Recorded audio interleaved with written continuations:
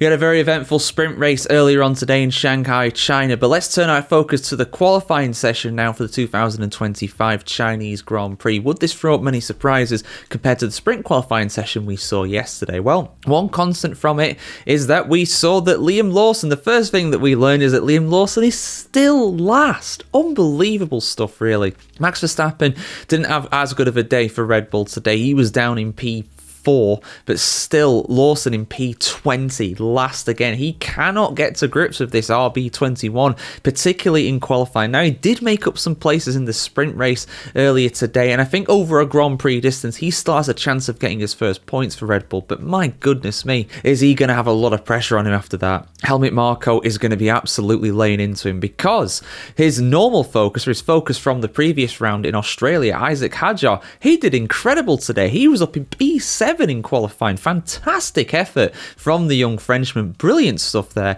A really good day for Racing Bulls on the whole, in fairness. P9 for Yuki Tsunoda. Both of their cars making it through to Q3. Extremely impressive day for the second Red Bull team. They've got a strong chance of some good points tomorrow if they keep their noses clean. Now, Ferrari, of course, Hamilton absolutely dominated the sprint format, getting the pole position for the sprint race, leading every single lap, and then, of course, converting it to a victory. He led at an absolute canter at the end of that race. But unfortunately, Ferrari didn't quite look as strong today in regular qualifying. It was P5 and P6 for the Scarlet Red cars. Hamilton ahead of Charles Leclerc on this occasion. They've still got an opportunity from there. They're in the mix at the end of the day, and the gap at the front of the field is pretty tight. There's not a lot of time between the top 6 or so, maybe even the top 8, really, thinking about it. Kimi Antonelli not that far off either, really, all the way down in P8. But yeah, Hamilton and Leclerc are in the chance for victory, especially if they have the kind of race pace that Hamilton had earlier today in the sprint race for the Grand Prix race tomorrow. But let's see what happens with that, because the closest challenger to the McLarens during qualifying today, McLaren having a very good session, more on that very soon, but the closest challenger was actually George Russell's Mercedes. Mercedes, dark horses, they really are. I mean, I didn't really give them much of a chance this season, but they're looking, overall, I'd say, consistently second, third fastest on the grid, really, overall. Russell did a fantastic job. He almost got pole position. He was less than a 10th off the lead in McLaren in the end, so he'll be in the mix. He'll be on the front row, but I think he'll do very well to challenge the McLarens over the entire race distance tomorrow. But who was on pole position? Was it Lando Norris? Did he get back to form, or was it Oscar Piastri with his first actual Grand Prix pole position in his career? He's had sprint pole positions before, but never a Grand Prix pole until now. Oscar Piastri got his first pole position today. An excellent effort from the Aussie, and he had a very solid sprint race as well earlier today.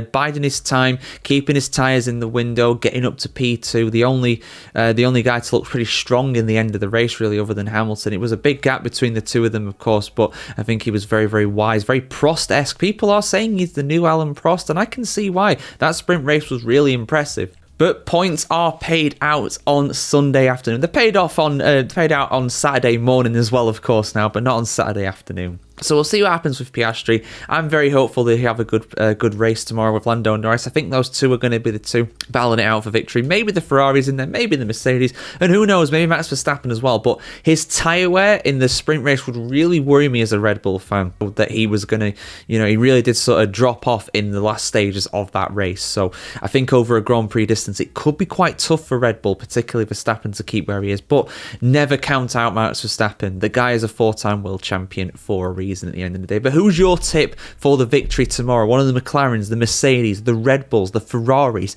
Let us know your thoughts in the comments below. It's going to be an absolutely incredible battle, no doubt, between these guys.